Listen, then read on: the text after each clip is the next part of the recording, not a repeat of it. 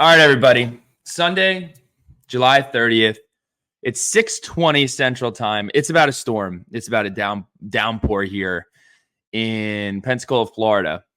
First and foremost, shout out to all of our friends in Arlington. Apparently some sort of, it looks like a hurricane. From what I saw on the internet, it looked like you guys got hit up by a straight up hurricane. So hope everybody's doing okay. The last I've heard is it's been like 23 hours without power in the area. So if you've been affected by that, hope everything's okay. Fun fact, I think if you're a renter, you can file renter's claims to get paid back for the food that goes bad in your refrigerator. We're getting off topic. But anyway, shout out to everybody in Arlington. Hope you all are okay. Hope there's no significant damage and hope you guys get your power back soon if it's not already back on. So I'm going to hop on here today just to go over some of the observations that I took from ACC Media Day, Media Kickoff, whatever you'd like to call it. First and foremost, the event in general. Wow. Really, really cool. 3 days long. First time ever doing it.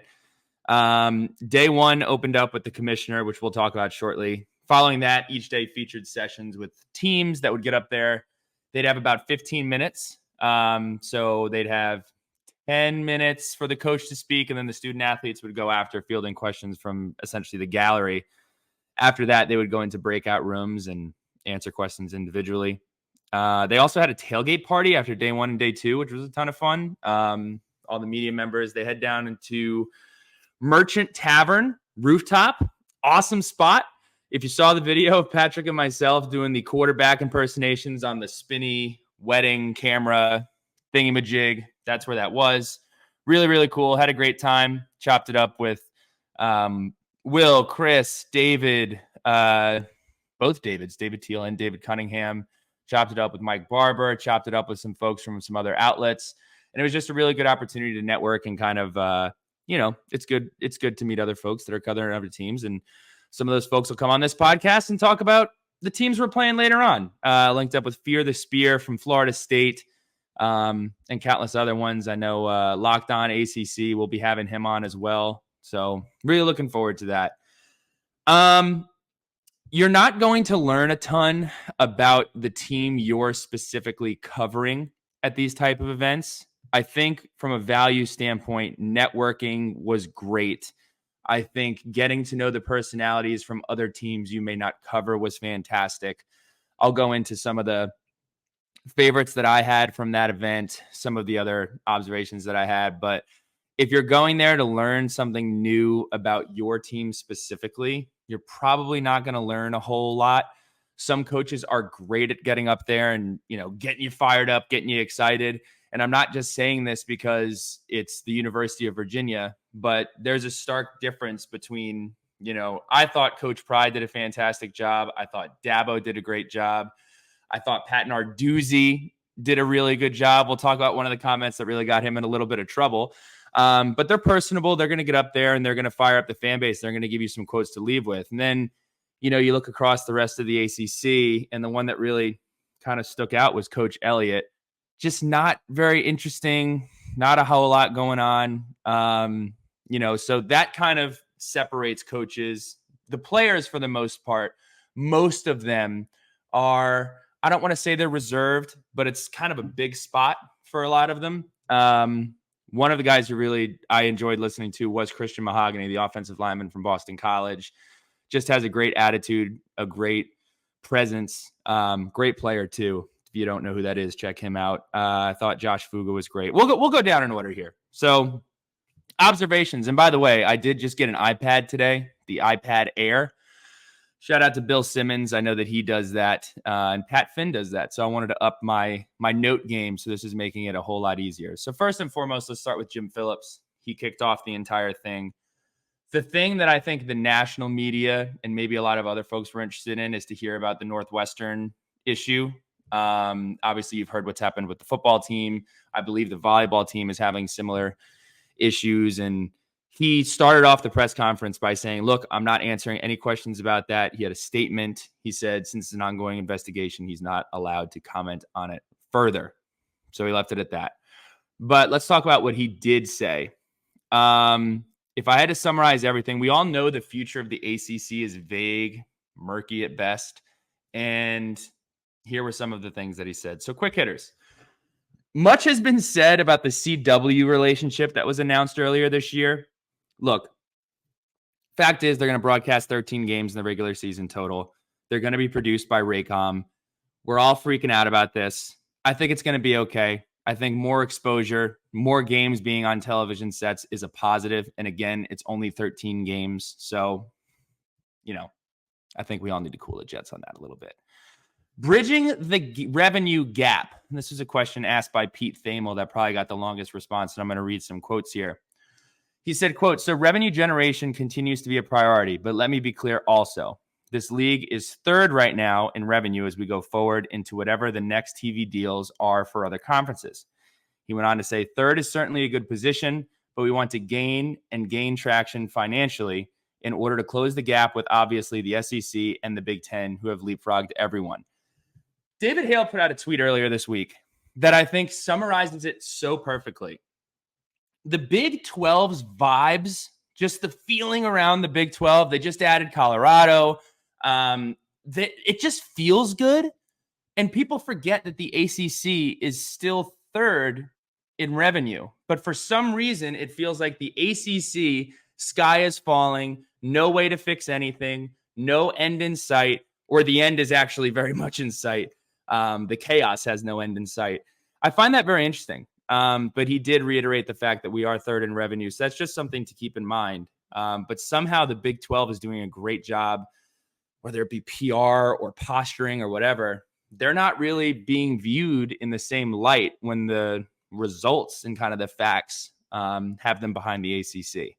So he also mentioned chasing dollars versus chasing success. Yes, I think at the end of the day, that's the biggest thing that's not really being talked about. We can talk about the money. We can talk about the TV deal. We can talk about the damage that was done under the previous regime in the ACC. But at the end of the day, when you're trying to get folks to pay more money, when you're trying to get folks to invest in the ACC has been so largely led by Clemson over the last decade. They've won 7 of the last 8 ACC conference championships. They're the only team that has appeared in the college football playoff for the exception of Florida State, and I believe year 1. So that's really the challenge. That's what we have to figure out. The ACC needs to find a way to get 2 or 3 more teams in that 9 to 10 to maybe 11 wins and not have so many teams winning 5, 6, 7 games. Until we're able to do that, we're still going to have that label of it's the Clemson Conference. Now, Florida State has a chance to turn some heads this year. I think they absolutely will with Jordan Travis. Duke turned a ton of heads, winning 9 games last year. We just got to continue to do that, and we got to have the ACC's most prevalent brands live up to their name. We're talking about North Carolina. We're talking about Virginia Tech. We're talking about Florida State. We're talking about Miami. Find ways to elevate and find ways to elevate the entire conference. Let's talk about the yikes quote. The quote that when you're sitting in the room and you're surrounded by people on computers, someone said something important when you start to hear a bunch of typing going on. And as I scroll back up to find where I was on my iPad, when you hear a bunch of typing going on, something was just said that was important. And this was that moment when Jim Phillips was talking. He was asked about Clemson and Florida State specifically being unhappy with the revenue distribution disparity, with the notion of ACC schools being $30 million to $40 million behind schools from other conferences annually. Phillips says that he thinks the programs and their leaders are hopeful to make it work in the ACC. What he said that got everybody typing was, instead of trying to get to a number, try to bridge it as far as you can, which is the realisticness of the situation. Not sure if that's a word, but it's just kind of the reality here. You're not going to bridge that $30 to $40 million gap. It just came off very much as a waving the white flag, not a very substantive answer. And when he was pressed on it, he didn't have a ton of things that he was really conveying that could help us get there. But again, the ACC has to elevate. They have to play better, and they have to be intriguing. And it just has not been to this point. NIL. I think he handled this really well, honestly. His message essentially was needing to find a way where legislation from Washington, D.C. streamlines and regulates this on a national level rather than a state level. If you go ahead and you look at the rules from state to state, especially comparing where the schools are in the ACC versus where the schools are in the SEC, it's very hard for one, it to be fair because a lot of the rules really benefit SEC schools, specifically if you want to look at some crazy stuff going on in NIL or just, I guess you can call it just progressive, where they're able to really maximize that would be the state of Texas. His message is that we need to centralize this and make it more fair and make it easier to follow. You're seeing so many programs get in trouble because some of it could be bad acting and going against the rules as they know them, or it could be just not understanding. The rules in the state of Virginia from high school all the way into college could be completely different than it is right in North Carolina, Tennessee, or Maryland. And I think that's causing a real problem. He also reiterated the true point of student athletes are just that. They're not employees. He said payment by boosters to attend a school is not legitimate NIL activity.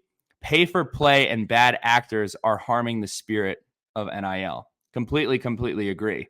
You're not seeing name, image, and likeness in the headlines of, okay, student athlete did X, Y, and Z, so therefore he or she got ABC. You're seeing student athlete got a bag to go to this school. One, that's not what NIL is supposed to be about. Two, that headline is what pushes all the people who are kind of on the fence about NIL all the way off of it because they don't like the idea of that being what the sport is becoming. And while I am supportive of student athletes profiting off of their name, image, and likeness, so much of what we hear is not about profiting from your name, image, and likeness. It's not about, okay, what can this person do for this brand to help elevate them? What can this person do in the community to help elevate the community itself? And that brings us to Pat Narduzzi. Everybody crushed the Nardog for a suggestion that I feel like on its face is actually smart, but he patified the way that he said it. So I'm going to give you the quote, and then we're going to talk about what I think he meant and what I feel about it. So he was asked, what changes would you make to NIL? There's got to be a lid on it, right? Narduzzi said. I think everyone wants to play under the same rules. The National Football League, they have a salary cap. I think you want to have some sort of salary cap. This is what you are allowed to spend, but you can't have universities that maybe have 75,000 students. Those guys are all former alumni at some point when you have 16,000. It's going to matter. Here's how I would break this down. Like I just said, NIL is meant to pay student athletes off of their name, image, and likeness. It's not get as much money as we can and then dole it out to buy a roster. That is not what this is supposed to be about. It may be what it becomes when student athletes are, if they ever are moved over to being employees, but that's not what it is right now. Athletes can and should be able to profit off of their brand. I believe in this. I believed in it when I was in school. I wasn't exposed to it before I was in school, but I thought it was ridiculous. You saw what happened to the Florida State kicker when he had his YouTube channel. It's utterly ridiculous. I think to keep this fair and more palatable in my mind is to have some sort of third party that is able to come in and determine and basically set a market. If that means coming up with a score for a student athlete, which is combining their following, their reach, their impact, their work performed, and create a market value that's reasonable. You're welcome to disagree with me. You're welcome to say that that's ridiculous. You're welcome to say that that's stupid. But as long as name, image, and likeness is what we're talking about, and they remain student athletes, that is what it should be, and I believe what it was rolled out to be.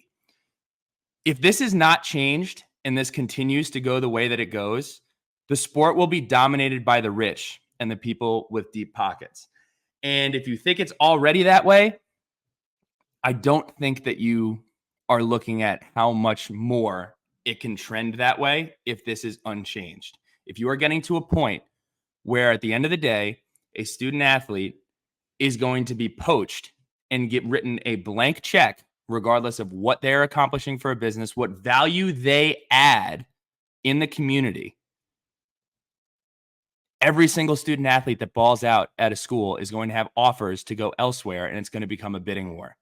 And I don't think that's healthy for the game. I don't think that that's healthy for student athletes. And somehow it needs to be fixed. Somehow it needs to be figured out. And we'll see. We'll see. It's not as much on Jim Phillips. It's not as much on the coaches. It's actually not at all on the coaches. It comes down basically to Washington, D.C. and the NCAA to figure this thing out. Virginia Tech, first and foremost, the observation of the week to me was the lunch pail is back. Josh Fuga was parading around it all day. It was glorious, and the quote was glorious. Here's the quote. It's back. We're back. Virginia Tech is back. I'm blessed and fortunate enough to be the carrier of the lunch pail. The lunch pail is the standard of the university. It is excellence. When everybody sees it, they have nothing but respect for it. Super fired up to see that come back. I think he said exactly how everybody feels. When the lunch pail was retired, I think what we came to notice, or what a lot of people already knew, was the lunch pail is not just synonymous with the lunch pail defense. It's not just synonymous with the players in the defense, with the football team, or even the athletic department. The lunch pail is something that people think about when they think about Virginia Tech as a whole. It is something that the school rallies around. It is something that when you're watching television, or you even think of Virginia Tech in general, and you close your eyes and you visualize what is Virginia Tech, you're probably going to come across the lunch pail in your brain within the first 5 to 10 things that you think about. It might be in the top 3. So I am ecstatic that it has made its way back, and I think that that is absolutely huge and amazing. And Josh Fuga did a great job promoting it, and I'm excited to see it on the sideline. I'm excited to see us fill it up with dirt this year, hopefully with some road wins. Coach Pry, the quote of the week. The quote of the week, maybe the quote of the entire coaching panel, was he was basically asked about the state of Virginia and the programs of the state of Virginia. And he said, we are the flagship school in the state. There is no question about that. Period. Fire me up. Great quote. Correct quote. We loved it so much, we made a t-shirt. So go ahead and check that out over at the swvashop.com. Love it, love it, love it. UVA fans did not love it. Momentum, and I think he's completely right. I don't think you can find a 3-8 team right now. This is what he said. I don't think you can find a 3-8 team right now with more momentum and excitement than the Virginia Tech Hokies. I don't think you can find a 3-win team with more momentum and excitement than the Virginia Tech Hokies. As far as I know, I don't think another team went 3-8 because we missed a game. But he's right. The recruiting prowess, the recruiting momentum that we have this year, every single, it seems like week, somebody is posting the Lane Stadium video from 2021. I wish they would find some other ones because there are some better cameras out there that has some great footage. But regardless, people love the culture at Virginia Tech. They love the environment at Virginia Tech. And I think everybody is rooting for Virginia Tech to get back to where they were. And every single storyline that's come out of Virginia Tech football this offseason has been positive. So I completely agree with him. You'd be hard-pressed to find another program that won 3 games last year that has this much momentum. And lastly, comments about quarterback. He said, I don't sweat whether we have a starter and that's the guy he plays 4 quarters, or we got a named starter and we've got a package for a second guy. I don't necessarily want an every 2 series type of deal. I don't think that's good for our team. But the other 2 situations, I'm good with either one of them. Again, this is an ongoing competition. There was no reason to look into Grant Wells being or not being at ACC Media Day. Nick, Josh, and Ali were all fantastic. And I think at the end of the day, it's just an ongoing competition. We're going to see, I think, again, I'll say this again, I think we're going to see Grant Wells on the first series against ODU at 8 o'clock in Blacksburg. And I also think that we're going to see Kieran Jones at some point. So who knows? Who knows? I don't think any of us are going to know for quite some time, probably till the back half of camp, what that's going to look like, or maybe even the first series. So this is something that's going to drag on. Guys that I absolutely loved at ACC Media Day. First and foremost, Coach Elko. Loved Coach Elko. I thought he was great. Talked a lot about culture. He talked a lot about how they approached last year. If you remember, I think their win total was 3 games last year in Vegas. blew past it, had an amazing year. Really enjoyed hearing from him. Jordan Travis was incredible at the podium. One of the quotes that I just remember him saying was somebody asked him to talk about the talent that they had at wide receiver, whether it was coming in, not just wide receiver, at the skill position, whether they were coming in from the transfer portal, where they were going to be new faces or players that are coming back from last year. And he basically just said, look, they're exciting, but at the same standpoint, I'm excited about the people that they are, the teammates that they are, the impact that they have in the Tallahassee community. He was just great. It's fantastic to listen to. And not to spoil it right now, but I did put him in as my preseason player of the year. I think I'm a big Jordan Travis fan. Dino Babers, he was, I think, the first coach that went. And the one thing that I took away from his thing was he kept saying aloha. I don't know if that's like the rallying cry this year. If is aloha the grit of Syracuse from our rallying cry back in 2021, 2020? I don't know. He said aloha at least 5 times. Just thought that was funny.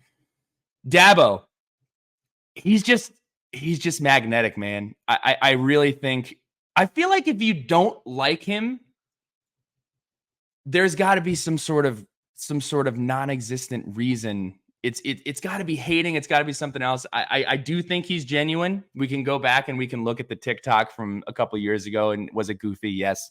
But he's great. He went and did a magic trick with Kelsey Riggs on set, which was funny.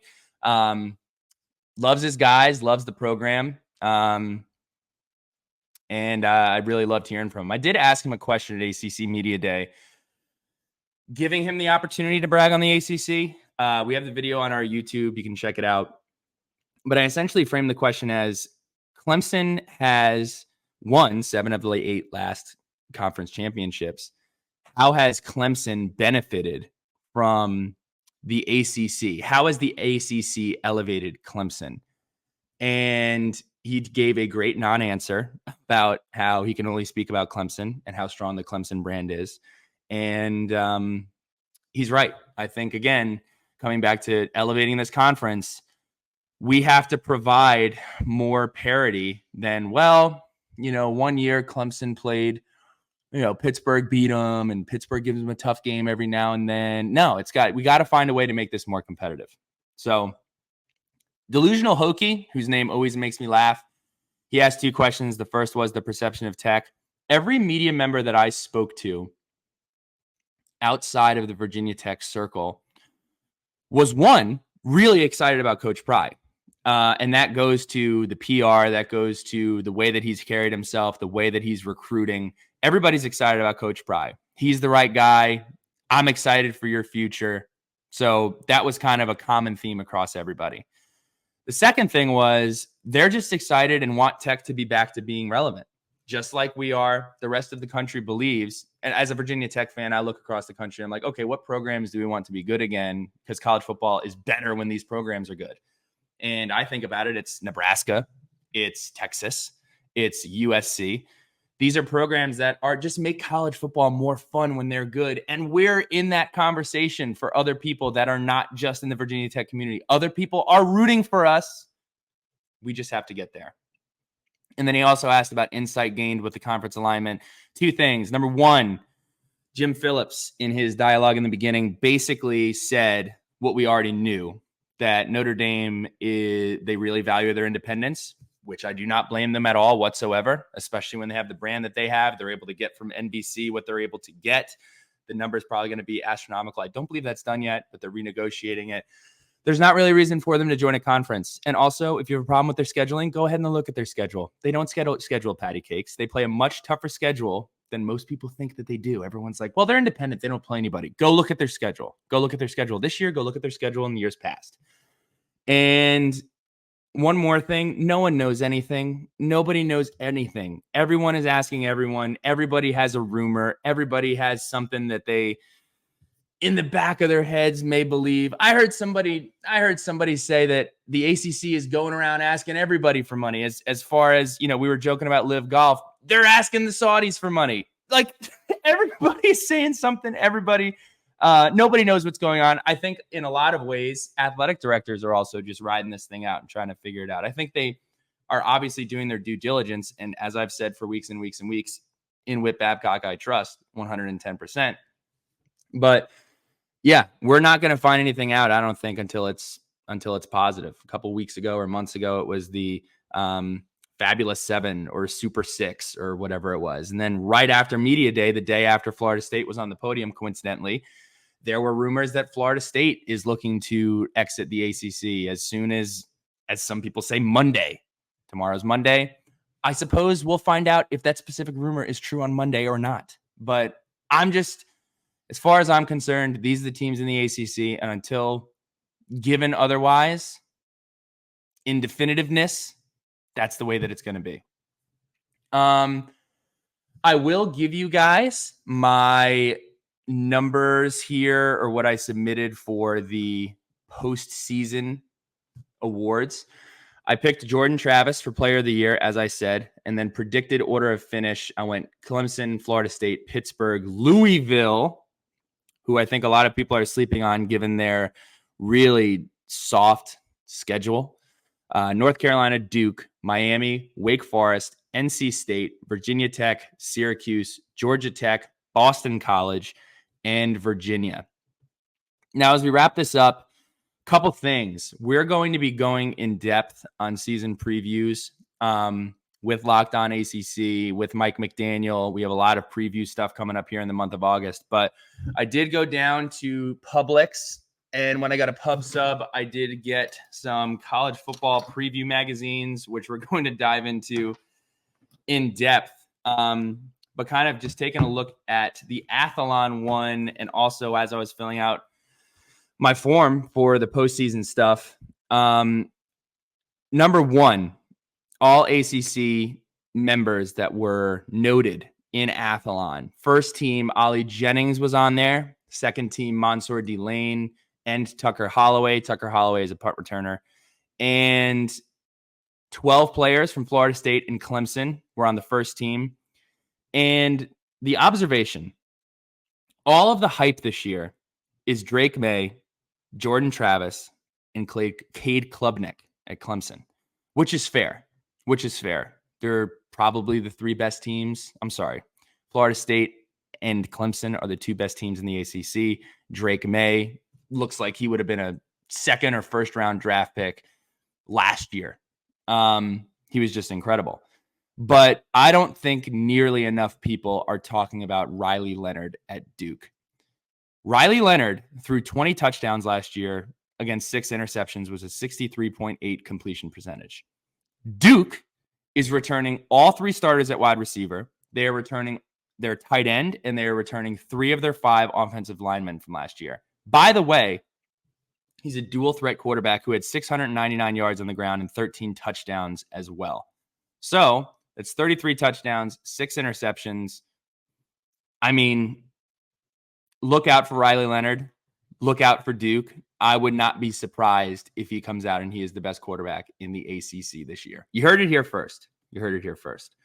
So that does it. We have a huge week coming up here at Sons of Saturday. We are interviewing J.C. Price on Monday. So when you're hearing this, we'll be talking to him that afternoon. If you have a question and you're listening to this early enough, shoot it to us. We are interviewing Taylor Tannenbaum from ACC Network to talk about ACC Kickoff and just previewing some of the stuff in the conference. And we are also doing something. I encourage everybody to do this exercise. Go through the college football schedule, and for each week, pick the game. If you could sit on your couch and you could watch one game that week, what game is it? And if you want a real challenge, pick a game a week, but you're not allowed to pick the same team twice. So if you pick LSU and you pick Florida State week 1, you can't go and watch a LSU or Florida State game again the rest of the season. So that's a little fun exercise. Got a lot of awesome stuff coming out. Be sure to check the website. We have all of the recruiting commitments being written up by Alex Arnett. He's done a fantastic job. We're getting Nels back for football season. We're really excited about that. Hot Wings and Hot Takes is right around the corner. We're doing something special there. No promises, but we are in talks with possibly doing something a little produced, a la LeBron James's The Shop for that. So keep an eye out for that. Otherwise, ACC Media Day was fantastic. Want to shout out Christian Mahogany. Talked about him earlier. He was a Paramus Catholic grad. Awesome dude. One of the best offensive linemen in the country. So I wanted to shout him out. I was able to see him. Shout out to all the media members from Virginia Tech. It was great seeing everybody. And shout out to all the new friends that we made over that time. And it was really, really cool. Looking forward to it next year. Looking forward to football. We're right around the corner. And we got some awesome stuff coming your way. I hope you all have a great week. I hope you all get your power back in Arlington. And we'll talk to you soon.